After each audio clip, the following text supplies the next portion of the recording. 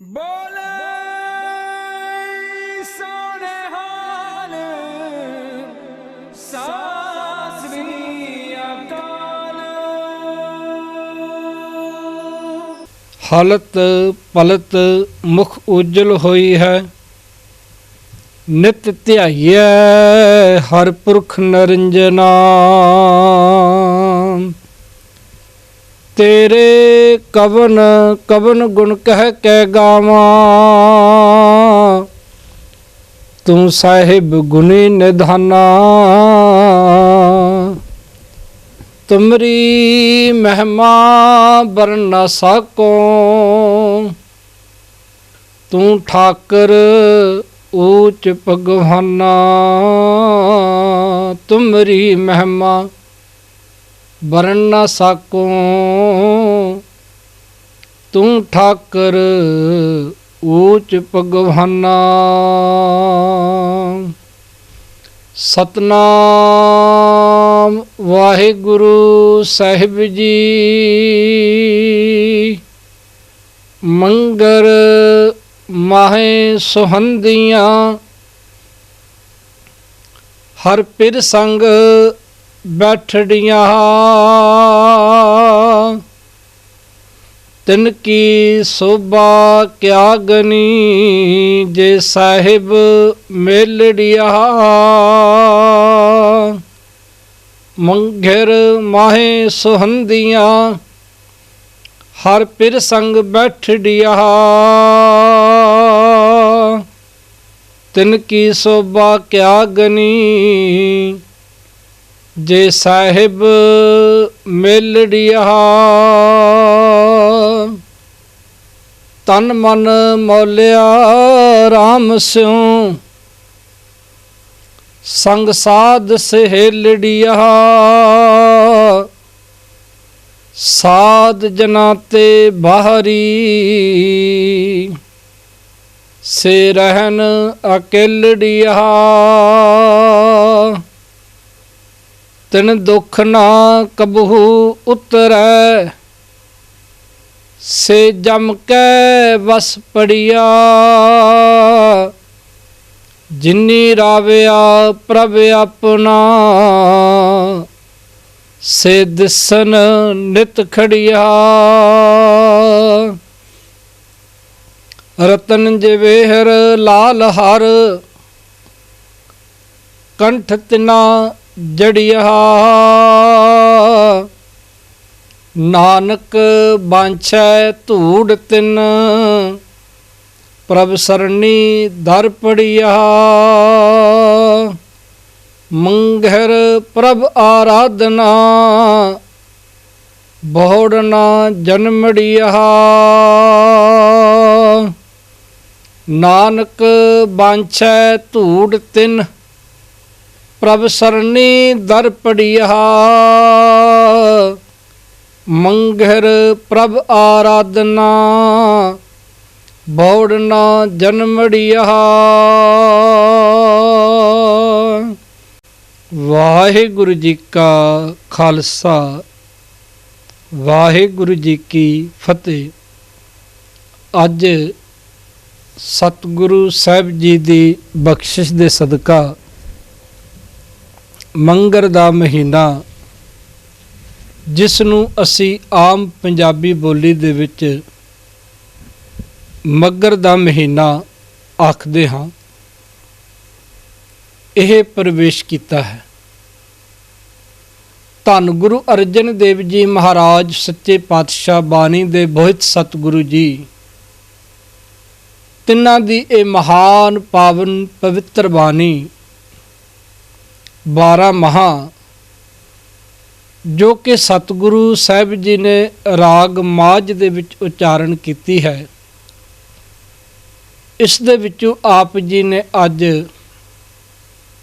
जो मगर दे महीने का शब्द है, अंक है, पाठ है, ये आप जी ने सरवण किया।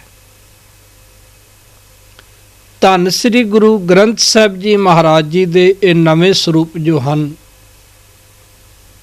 इन्हां दे अंग 133 तो ये बानी आरंभ होंदी है।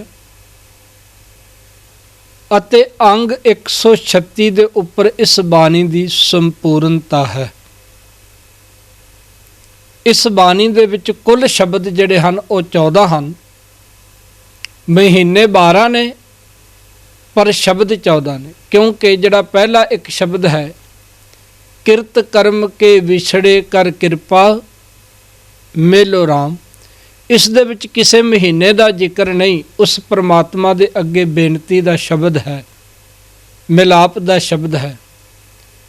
ਤੇ ਅਖੀਰਲਾ ਸ਼ਬਦ ਜਿਨ ਜਿਨ ਨਾਮ ਤੇ ਆਇਆ ਤਿਨਕੇ ਕਾਜ ਸਰੇ, ਇੱਕ ਇਹ ਸ਼ਬਦ, ਭਾਵ ਕਿ 12 ਮਹੀਨੇ ਅਤੇ ਇੱਕ ਆਰੰਭ ਵਾਲਾ ਸ਼ਬਦ ਅਤੇ ਇੱਕ ਸੰਪੂਰਨਤਾ ਵਾਲਾ ਸ਼ਬਦ। ਇਸ ਬਾਣੀ ਦੇ ਵਿੱਚ 2 ਹੋਰ ਸ਼ਬਦ ਮਹਾਰਾਜ ਨੇ ਉਚਾਰਨ ਕੀਤੇ ਨੇ। ਸੋ ਇਸ ਬਾਣੀ ਦੇ ਕੁੱਲ ਸ਼ਬਦ ਜੋ ਹਨ ਉਹ 14 ਹਨ, ਜਿਨ੍ਹਾਂ ਦੇ ਵਿੱਚੋਂ ਆਪ ਜੀ ਨੇ 10ਵੇਂ ਮਹੀਨੇ ਦਾ ਅੱਜ ਪਾਠ ਸਰਵਣ ਕੀਤਾ ਹੈ। ਸ੍ਰੀ ਗੁਰੂ ਗ੍ਰੰਥ ਸਾਹਿਬ ਜੀ ਮਹਾਰਾਜ ਦੇ ਵਿੱਚ 12 ਮਾਹਾਂ ਦੀ ਬਾਣੀ 2 ਵਾਰੀ ਆਂਦੀ ਹੈ। ਇੱਕ ਤਾਂ 12 ਮਾਹ ਹੈ ਜੋ ਧੰਨ ਗੁਰੂ ਅਰਜਨ ਦੇਵ ਜੀ ਮਹਾਰਾਜ ਨੇ ਉਚਾਰਨ ਕੀਤਾ ਹੈ ਰਾਗ ਮਾਝ ਦੇ ਵਿੱਚ, ਤੇ ਦੂਸਰਾ 12 ਮਾਹ ਹੈ ਜੋ ਰਾਗ ਤੁਖਾਰੀ ਦੇ ਵਿੱਚ ਧੰਨ ਗੁਰੂ ਨਾਨਕ ਸਾਹਿਬ ਜੀ ਮਹਾਰਾਜ ਨੇ ਉਚਾਰਨ ਕੀਤਾ ਹੈ। ਵੈਸੇ ਸਿੱਖ ਜਗਤ ਦੇ ਅੰਦਰ, ਸਿੱਖ ਧਰਮ ਦੇ ਅੰਦਰ 3 12 ਮਾਹ ਹਨ। ਤੀਸਰਾ 12 ਮਾਹ ਸਾਹਿਬੇ ਕਮਾਲ, ਕਲਮ ਦੇ ਧਨੀ, ਅੰਮ੍ਰਿਤ ਦੇ ਦਾਤੇ, ਪੰਥ ਦੇ ਵਾਲੀ, ਸਰਬੰਸ ਦਾਨੀ, ਪੁਰਖ ਭਗਵੰਤ, ਧੰਨ ਸ੍ਰੀ ਗੁਰੂ ਗੋਬਿੰਦ ਸਿੰਘ ਜੀ ਮਹਾਰਾਜ ਜੀ ਦਾ ਉਚਾਰਨ ਕੀਤਾ ਹੋਇਆ ਹੈ। ਪਰ ਬਹੁਤ ਅਸਥਾਨਾਂ ਤੇ ਜੋ ਗੁਰੂ ਅਰਜਨ ਦੇਵ ਜੀ ਮਹਾਰਾਜ ਨੇ 12 ਮਾਹ ਉਚਾਰਨ ਕੀਤਾ ਹੈ, ਰਾਗ ਮਾਝ ਵਾਲਾ, ਸੰਗਰਾਂਦ ਵਾਲੇ ਦਿਨ ਇਸ ਦੇ ਵਿੱਚੋਂ ਹੀ ਮਹੀਨੇ ਦਾ ਪਾਠ ਤੇ ਮਹੀਨੇ ਦੀ ਕਥਾ ਕੀਤੀ ਜਾਂਦੀ ਹੈ। ਸੱਚਖੰਡ ਸ੍ਰੀ ਹਰਿਮੰਦਰ ਸਾਹਿਬ ਦੇ ਵਿੱਚ ਵੀ ਆਪ ਜੀ ਨੇ ਸਰਵਣ ਕੀਤਾ ਹੈ ਕਿ ਹੁਕਮਨਾਮੇ ਤੋਂ ਬਾਅਦ, ਮੁੱਖ ਵਾਕ ਤੋਂ ਬਾਅਦ ਇਹ ਰਾਗ ਮਾਝ ਵਾਲਾ 12 ਮਾਹ ਇਸ ਦੇ ਵਿੱਚੋਂ ਹੀ ਮਹੀਨੇ ਦਾ ਪਾਠ ਕੀਤਾ ਗਿਆ। ਆਓ ਸੁਰਤ ਨੂੰ ਲੈ ਚਲੋ, ਡਿੱਠੇ ਸਭੇ ਥਾਵ ਨਹੀਂ ਤੁਧ ਜਿਹਿਆ। ਤੇ ਸਿੰਘ ਸਾਹਿਬ ਜੀ ਨੇ ਆਪ ਜੀ ਨੂੰ ਬੜੇ ਪਿਆਰ ਦੇ ਨਾਲ ਸਰਵਣ ਕਰਵਾਇਆ।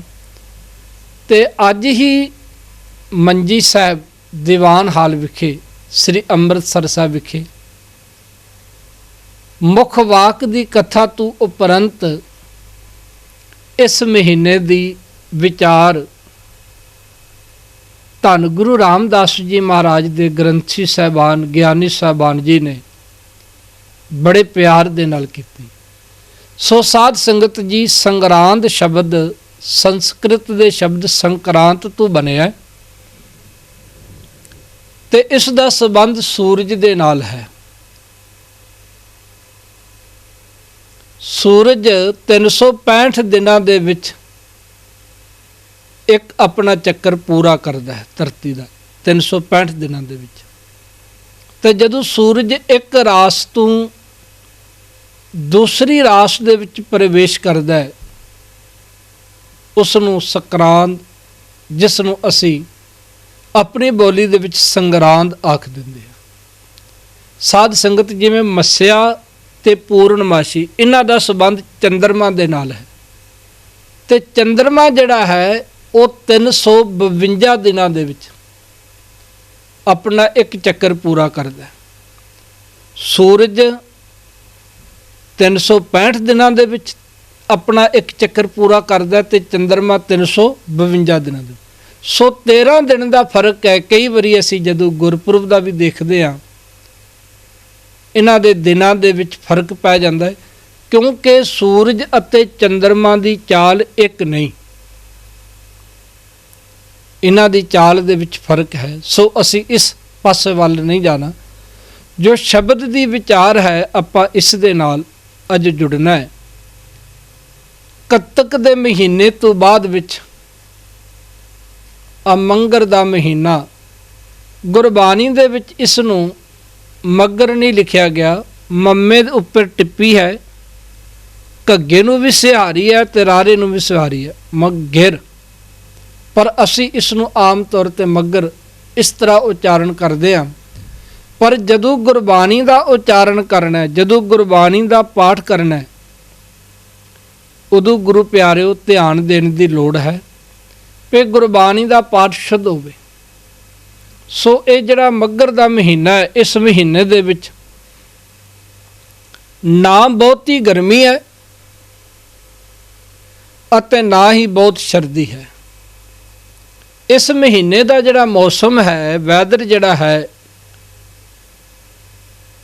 ਇੰਡੀਆ ਦੀ ਗੱਲ ਕਰੀਏ ਤੇ ਇਸ ਮਹੀਨੇ ਦੇ ਵਿੱਚ ਬੜਾ ਸੁਹਾਵਣਾ ਮੌਸਮ ਹੈ। ਨਾ ਗਰਮੀ ਦੀ ਰੁੱਤ ਹੈ, ਨਾ ਸਰਦੀ ਦੀ ਰੁੱਤ ਹੈ, ਨਾ ਬਹੁਤ ਗਰਮੀ ਹੈ, ਨਾ ਬਹੁਤ ਸਰਦੀ ਹੈ। ਤੇ ਸਤਿਗੁਰੂ ਸਾਹਿਬ ਜੀ ਨੇ ਮਨੁੱਖ ਨੂੰ ਉਪਦੇਸ਼ ਦਿੱਤਾ ਹੈ ਕਿ ਇਹ ਮਨੁੱਖ, ਤੇਰਾ ਇਹ ਸਰੀਰ ਵੀ ਇੱਕ ਮੱਗਰ ਦੇ ਮਹੀਨੇ ਦੀ ਤਰ੍ਹਾਂ ਹੈ ਤੇ ਇਸ ਦੇ ਵਿੱਚ ਤੂੰ ਇਹ ਗੁਣ ਪੈਦਾ ਕਰਨੇ ਨੇ, ਇਸ ਦੇ ਵਿੱਚ ਇਹ ਗੁਣ ਆਣੇ ਚਾਹੀਦੇ ਨੇ। ਤੇ ਸਾਹਿਬ ਜੀ ਨੇ ਬੜੀਆਂ ਸੁੰਦਰ ਉਦਾਹਰਣਾਂ ਦਿੱਤੀਆਂ ਨੇ ਅੱਜ ਦੇ ਇਸ ਮਹੀਨੇ ਦੇ ਰਾਹੀਂ, ਮੱਗਰ ਦੇ ਮਹੀਨੇ ਦੇ ਰਾਹੀਂ। ਤੇ ਮੈਂ ਸਾਰੀਆਂ ਸੰਗਤਾਂ ਨੂੰ ਦੋਵੇਂ ਹੱਥ ਜੋੜ ਕੇ ਬੇਨਤੀ ਕਰਦਾ ਹਾਂ, ਆਪਣੇ ਮਨ ਦੀਆਂ ਬਿਰਤੀਆਂ ਨੂੰ ਇਕਾਗਰ ਕਰਦੇ ਹੋਏ ਧੰਨ ਸ੍ਰੀ ਗੁਰੂ ਗ੍ਰੰਥ ਸਾਹਿਬ ਜੀ ਮਹਾਰਾਜ ਨਾਲ, ਗੁਰੂ ਦੇ ਸ਼ਬਦ ਦੇ ਨਾਲ ਜੋੜੀਏ ਤੇ ਸਾਰੇ ਗੁਰੂ ਸਾਹਿਬ ਜੀ ਦੀ ਆਗਿਆ ਲਈਏ। ਗੁਰੂ ਸਾਹਿਬ ਜੀ ਨੂੰ ਫਤਿਹ ਬੁਲਾ ਕੇ ਤੇ ਸਤਿਗੁਰੂ ਸਾਹਿਬ ਜੀ ਬਖਸ਼ਿਸ਼ ਕਰਨ, ਆਪ ਵਿੱਚ ਵਰਤ ਕੇ ਵਿਚਾਰ ਕਰਨ ਦੀ ਅਤੇ ਵਿਚਾਰ ਸੁਣਨ ਦੀ ਸਤਿਗੁਰੂ ਸਾਹਿਬ ਜੀ ਸੇਵਾ ਆਪ ਲੈ ਲੈਣ। ਸਾਰੇ ਗੁਰੂ ਸਾਹਿਬ ਜੀ ਨੂੰ ਬੁਲਾਓ ਫਤਿਹ ਜੀ। ਵਾਹਿਗੁਰੂ ਜੀ ਕਾ ਖਾਲਸਾ, ਵਾਹਿਗੁਰੂ ਜੀ ਕੀ ਫਤਿਹ। ਸਤਨਾਮ ਸ੍ਰੀ ਵਾਹਿਗੁਰੂ ਸਾਹਿਬ ਜੀ। ਮੰਘਰ ਮਾਹੇ ਸੁਹੰਦੀਆਂ,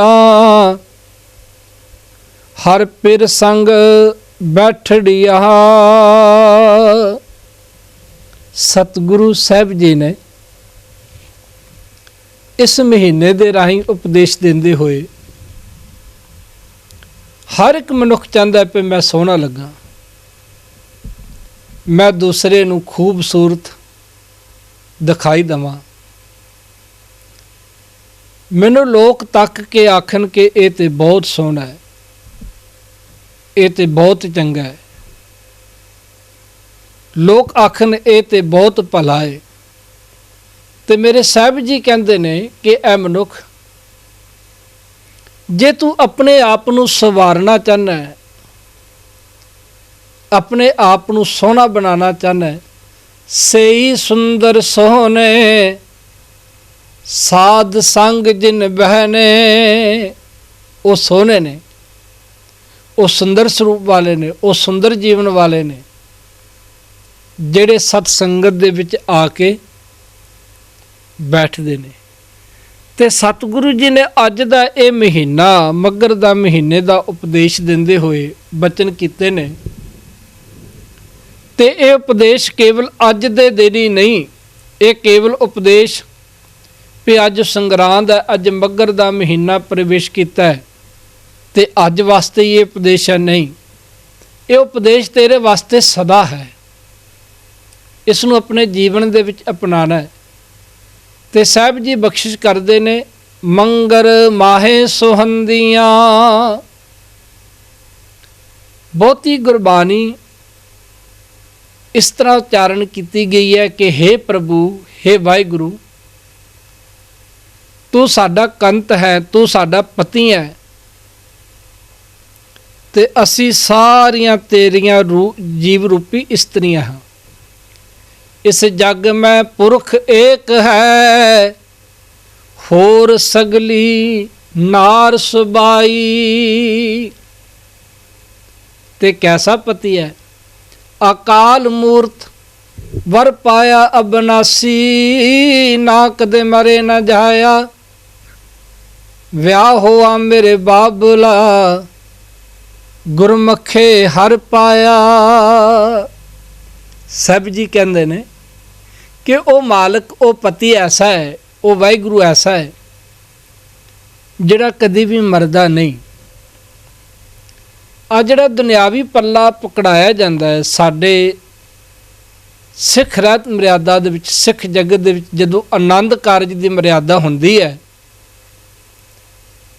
ਤੇ ਸਾਧ ਸੰਗਤ ਜੀ ਬੜੀ ਸੁੰਦਰ ਤਰਤੀਬ, ਬੜੀ ਸੁੰਦਰ ਮਰਿਆਦਾ ਕਿ ਲੜਕੀ ਦਾ ਸਾਧ ਸੰਗਤ ਜੀ ਪਿਤਾ ਪੱਲਾ ਜਦੋਂ ਪਕੜਾਉਂਦਾ ਹੈ ਤੇ ਉਸ ਵੇਲੇ ਇਹ ਸ਼ਬਦ ਪੜ੍ਹਿਆ ਜਾਂਦਾ ਹੈ, ਉਸਤਤ ਨਿੰਦਾ ਨਾਨਕ ਜੀ, ਮੈਂ ਹੱਬ ਵਜਾਈ ਛੋੜਿਆ, ਹੱਬ ਕਿਸ ਤਿਆਗੀ, ਹੱਬੇ ਸਾਕ ਕੁੜਾਵੇ ਡਿੱਠੇ, ਤੋ ਪੱਲੇ ਤੰਡ ਲਾਗੀ। ਸਾਧ ਸੰਗਤ ਜੀ ਗੁਰਮੁਖ ਵਿਦਵਾਨਾਂ ਨੇ ਬੜੀ ਸੁੰਦਰ ਤਰਤੀਬ ਦਿੱਤੀ ਹੈ ਆਨੰਦ ਕਾਰਜ ਦੀ, ਤੇ ਇੱਥੇ ਪੱਲੇ ਦਾ ਸ਼ਬਦ ਇਸ ਨੂੰ ਕਹਿ ਦਿੰਦੇ ਆ ਸਾਧ ਸੰਗਤ ਜੀ। ਪਰ ਆ ਜਿਹੜਾ ਪੱਲੇ ਦਾ ਸ਼ਬਦ ਪੱਲਾ ਪਕੜਾਇਆ ਦੁਨਿਆਵੀ ਤੌਰ ਤੇ ਬਹੁਤ ਜ਼ਰੂਰੀ ਹੈ ਇਸ ਮਰਿਆਦਾ ਦਾ ਪਾਲਣ ਕਰਨਾ। ਪਰ ਇੱਕ ਮਾਲਕ ਵਾਹਿਗੁਰੂ ਦਾ ਪੱਲਾ ਐਸਾ ਹੈ, ਜੇ ਮਾਲਕ ਦਾ ਪੱਲਾ ਪਕੜ ਲਈਏ ਨਾ ਫਿਰ ਉਹ ਕਦੀ ਵੀ ਸਾਧ ਸੰਗਤ ਜੀ ਉਹ ਪੱਲਾ ਸਾਡਾ ਜਿਹੜਾ ਪਕੜਿਆ ਹੋਇਆ ਕਦੇ ਵੀ ਛੁੱਟਦਾ ਨਹੀਂ। ਪਤੀ ਔਰ ਪਤਨੀ ਆ ਦੁਨਿਆਵੀ ਤੌਰ ਤੇ ਪਤੀ ਦੀ ਮੌਤ ਹੋ ਜਾਵੇ, ਪਤਨੀ ਇਕੱਲੀ ਰਹਿ ਜਾਵੇ, ਪਤਨੀ ਦੀ ਮੌਤ ਹੋ ਜਾਵੇ, ਪਤੀ ਇਕੱਲਾ ਰਹਿ ਜਾਵੇਗਾ। ਉਹ ਸਾਥ, ਉਹ ਮਿੱਤਰਤਾ, ਤੇ ਫਿਰ ਮੌਤ ਤਾਂ ਇੱਕ ਐਸੀ ਹੈ ਹੀ ਹੈ ਜਿਹੜੀ ਦੋਨਾਂ ਦੀ ਸਾਂਝ ਨੂੰ ਖਤਮ ਕਰ ਦਿੰਦੀ ਹੈ। ਪਰ ਇੱਕ ਮਾਲਕ ਵਾਹਿਗੁਰੂ ਦਾ ਪੱਲਾ ਜੇ ਪਕੜਿਆ ਹੋਏਗਾ, ਮੇਰੇ ਸਾਹਿਬ ਜੀ ਕਹਿੰਦੇ ਨੇ ਇਹ ਪੱਲਾ ਸਦੀਵੀ ਹੈ। ਇਸ ਕਰਕੇ ਉਸ ਮਾਲਕ ਵਾਹਿਗੁਰੂ ਨੂੰ, ਉਹ ਮਾਲਕ ਵਾਹਿਗੁਰੂ ਸਾਡਾ ਸਾਰਿਆਂ ਦਾ ਕੰਤ ਹੈ ਤੇ ਅਸੀਂ ਸਾਰੀਆਂ ਉਸ ਦੀਆਂ ਜੀਵ ਰੂਪੀ ਇਸਤਰੀਆਂ ਹਾਂ। ਬਹੁਤ ਸਾਰੇ ਸ਼ਬਦ ਗੁਰਬਾਣੀ ਦੇ ਇਸੇ ਸੰਬੰਧ ਦੇ ਵਿੱਚ ਉਚਾਰਨ ਕੀਤੇ ਗਏ ਹਨ। ਪੇਵਕੜਾ ਦਿਨ ਚਾਰ ਹੈ, ਸੋਹਰੜਾ ਜਾਣਾ, ਕਿ ਇਹ ਤੇਰਾ ਪੇਕਾ ਘਰ ਹੈ ਐ ਮਨੁੱਖ, ਤੇ ਇੱਕ ਦਿਨ ਸਹੁਰੇ ਘਰ ਦੇ ਵਿੱਚ ਜਾਣਾ। ਸਭਨਾ ਸਹੁਰਾ ਮੰਜਨਾ, ਸਭ ਮੁਕਲਾ ਮਨਹਾਰ। ਤੇ ਜਿਹੜੀ ਧੀ ਭੈਣ ਪੇਕੇ ਘਰ ਦੇ ਵਿੱਚ ਰਹਿ ਕੇ ਗੁਣ ਸਿੱਖਦੀ ਹੈ, ਚੰਗਾ ਹੁਨਰ ਸਿੱਖਦੀ ਹੈ, ਕੋਈ ਕਲਾ ਸਿੱਖਦੀ ਹੈ, ਕੋਈ ਵਿੱਦਿਆ ਲੈਂਦੀ ਹੈ, ਕੋਈ ਤਲੀਬ ਲੈਂਦੀ ਹੈ, ਤੇ ਸਹੁਰੇ ਘਰ ਦੇ ਵਿੱਚ ਉਸ ਦਾ ਵਸੇਬਾ ਬੜਾ ਸੋਹਣਾ ਹੁੰਦਾ। ਤੇ ਸਹੁਰਾ ਘਰ ਵੀ ਆਖਦਾ ਵੀ ਇਹ ਕਿਸੇ ਚੰਗੇ ਮਾਂ ਬਾਪ ਦੀ ਇਸ ਨੂੰ ਸੰਗਤ ਪ੍ਰਾਪਤ ਹੋਈ ਹੈ, ਚੰਗੇ ਭੈਣ ਭਰਾਵਾਂ ਦੀ ਇਸ ਨੂੰ ਸੰਗਤ ਪ੍ਰਾਪਤ ਹੋਈ ਹੈ। ਤੇ ਜਿਹੜੀ ਧੀ ਭੈਣ ਕੁਝ ਸਿੱਖਦੀ ਨਹੀਂ, ਜਿਸ ਦੇ ਵਿੱਚ ਕੋਈ ਗੁਣ ਹੀ ਨਹੀਂ, ਜਿਸ ਦੇ ਵਿੱਚ ਕੋਈ ਚੱਜ ਹੀ ਨਹੀਂ, ਜਿਸ ਨੂੰ ਕੋਈ ਅਕਲ ਹੀ ਨਹੀਂ, ਤੇ ਉਸ ਨੂੰ ਸਾਧ ਸੰਗਤ ਪੇਕੇ ਘਰ ਵਿੱਚ ਵੀ ਮਾਣ ਨਹੀਂ ਮਿਲਦਾ ਤੇ ਸਹੁਰੇ ਘਰ ਦੇ ਵਿੱਚ ਵੀ ਉਸ ਨੂੰ ਇੱਜ਼ਤ ਨਹੀਂ ਮਿਲਦੀ। ਗੁਰ ਮਿਲ ਚੱਜ ਆਚਾਰ ਸਿੱਖ, ਤੁਧ ਕਦੇ ਨਾ ਲੱਗੈ ਦੁੱਖ। ਮੇਰੇ ਸਾਹਿਬ ਜੀ ਕਹਿੰਦੇ ਨੇ ਗੁਰੂ ਨੂੰ ਮਿਲ ਕੇ, ਹੇ ਮੇਰੀਏ ਭੈਣੇ, ਹੇ ਮੇਰੀਏ ਬੱਚੀਏ, ਤੂੰ ਸਾਧ ਸੰਗਤ ਜੀ, ਗੁਰੂ ਸਾਹਿਬ ਕਹਿੰਦੇ ਨੇ ਜੀਵਨ ਦਾ ਆਚਾਰ ਸਿੱਖ, ਚੱਜ ਸਿੱਖ। ਇੱਕ ਬੜੇ ਗੁਰਮਤ ਦੇ ਰੰਗ ਦੇ ਵਿੱਚ ਰੰਗੇ ਹੋਏ ਮਹਾਂਪੁਰਖ ਸੰਤ ਬਾਬਾ ਪ੍ਰੇਮ ਸਿੰਘ ਜੀ ਮੁਰਾਲੇ ਵਾਲੇ, ਉਹਨਾਂ ਦਾ ਇੱਕ ਬਚਨ ਟੂਕ ਮਾਤਰ ਕਹਿ ਕੇ ਅੱਗੇ ਚੱਲਾਂ। ਤੇ ਧੀਆਂ ਭੈਣਾਂ ਨੂੰ ਉਸ ਵੇਲੇ ਬੱਚਿਆਂ ਨੂੰ ਪੜ੍ਹਾਇਆ ਨਹੀਂ ਸੀ ਜਾਂਦਾ, ਤੇ ਉਹਨਾਂ ਨੇ ਜਿੱਥੇ ਸਕੂਲ ਖੋਲ੍ਹੇ, ਵਿੱਦਿਆ ਦਾ ਪਸਾਰ ਕੀਤਾ, ਤੇ ਉੱਥੇ ਉਹਨਾਂ ਨੇ ਕਿਹਾ ਵੀ ਧੀਆਂ ਭੈਣਾਂ ਇਸ ਤਰ੍ਹਾਂ ਨੇ ਜਿਵੇਂ ਪਹਿਲਾਂ ਪਨੀਰੀ ਲਾਈ ਦੀ ਹੈ ਨਾ, ਤੇ ਪਨੀਰੀ ਨੂੰ ਫਿਰ ਸਾਧ ਸੰਗਤ ਜੀ ਪੁੱਟ ਕੇ ਖੇਤਾਂ ਦੇ ਵਿੱਚ ਲਗਾਇਆ ਜਾਂਦਾ, ਫਿਰ ਆ ਸਾਨੂੰ ਚਾਵਲ, ਆ ਝੋਨਾ ਆਦਿਕ ਜਿਹੜਾ ਪ੍ਰਾਪਤ ਹੁੰਦਾ।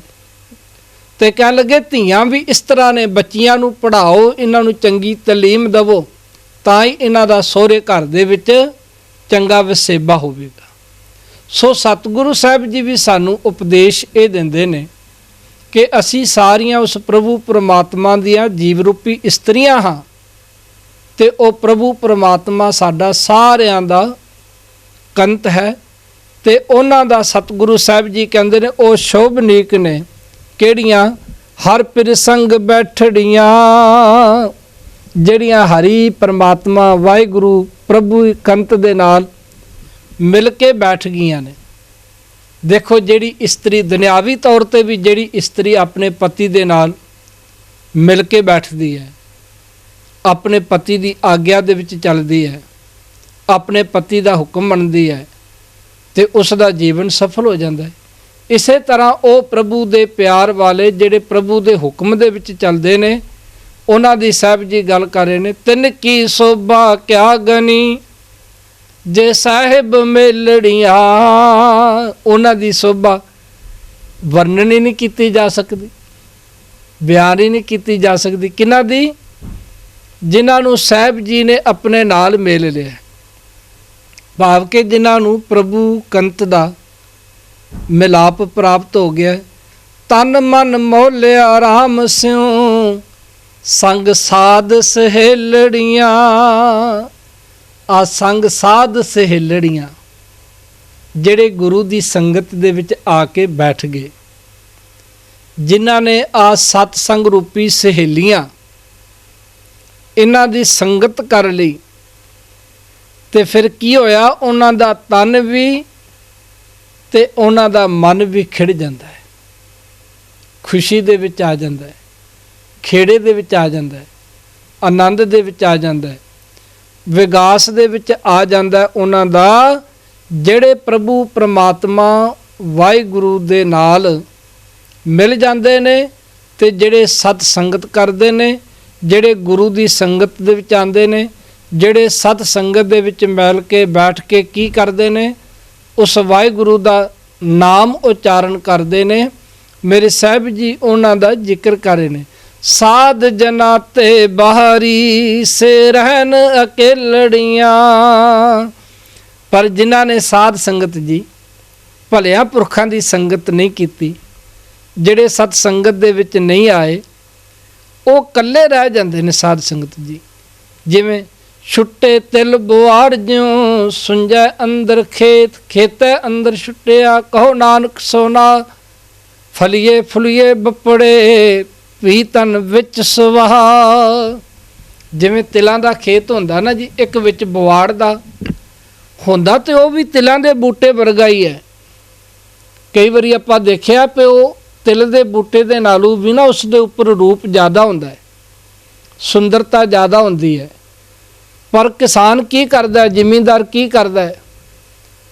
ਉਸ ਨੂੰ ਬੁਆੜ ਦਾ ਬੂਟਾ ਜਾਣ ਕੇ ਬਾਕੀ ਤੇ ਬੂਟੇ ਵੱਢ ਲੈਂਦਾ ਤਿਲਾਂ ਦੇ, ਪਰ ਉਹ ਇਕੱਲਾ ਹੀ ਰਹਿ ਜਾਂਦਾ ਹੈ, ਕਿਉਂਕਿ ਉਸ ਦੇ ਪੱਲੇ ਕੁਝ ਨਹੀਂ, ਉਸ ਦੇ ਅੰਦਰ ਕੁਝ ਨਹੀਂ, ਅੰਦਰੋਂ ਥੋਥਾ ਹੈ, ਅੰਦਰੋਂ ਖੋਖਲਾ ਹੈ। ਇਸੇ ਤਰ੍ਹਾਂ ਉਹ ਮਨੁੱਖ ਨੇ ਜਿਹੜੇ ਗੁਰੂ ਦੀ ਸੰਗਤ ਨਹੀਂ ਕਰਦੇ, ਜਿਹੜੇ ਗੁਰੂ ਦੇ ਲੜ ਨਹੀਂ ਲੱਗਦੇ, ਜਿਹੜੇ ਸਤ ਸੰਗਤ ਦੇ ਵਿੱਚ ਨਹੀਂ ਆਉਂਦੇ, ਭਾਵੇਂ ਉਹਨਾਂ ਨੂੰ ਦੇਖਣ ਨੂੰ ਬੜੇ ਸੋਹਣੇ ਲੱਗਦੇ ਨੇ, ਬੜੇ ਸੁੰਦਰ ਲੱਗਦੇ ਨੇ, ਬੜੇ ਸੁਖੀ ਲੱਗਦੇ ਨੇ, ਪਰ ਅੰਦਰੋਂ ਉਹ ਦੁਖੀ ਹੁੰਦੇ ਨੇ।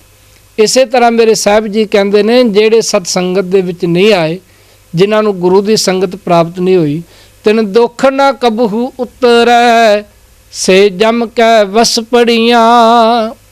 ਉਹਨਾਂ ਦੇ ਭਾਈ ਦੁੱਖ ਕਦੇ ਉਤਰਦੇ ਹੀ ਨਹੀਂ। ਪਰਮੇਸ਼ਰ ਤੇ ਭੁੱਲਿਆ ਵਿਆਪਨ ਸਭੇ ਰੋਗ, ਬੇਮੁਖ ਹੋਏ ਰਾਮ ਤੇ ਲੱਗਨ ਜਨਮ ਵਿਜੋਗ। ਖਿਨ ਮੈਂ ਕੋੜੇ ਹੋਏ ਗਏ ਜਿਤੜੇ ਮਾਇਆ ਭੋਗ, ਵਿੱਚ ਨਾ ਕੋਈ ਕਰ ਸਕੈ ਕਿਸ ਤੈ ਰੋਵੈ ਰੋਜ। ਕੀਤਾ ਕਿਛੁ ਨਾ ਹੋਵੀ ਲਿਖਿਆ ਧੁਰ ਸੰਜੋਗ। ਮੇਰੇ ਸਾਹਿਬ ਜੀ ਨੇ ਉਹਨਾਂ ਦੀ ਗੱਲ ਕੀਤੀ।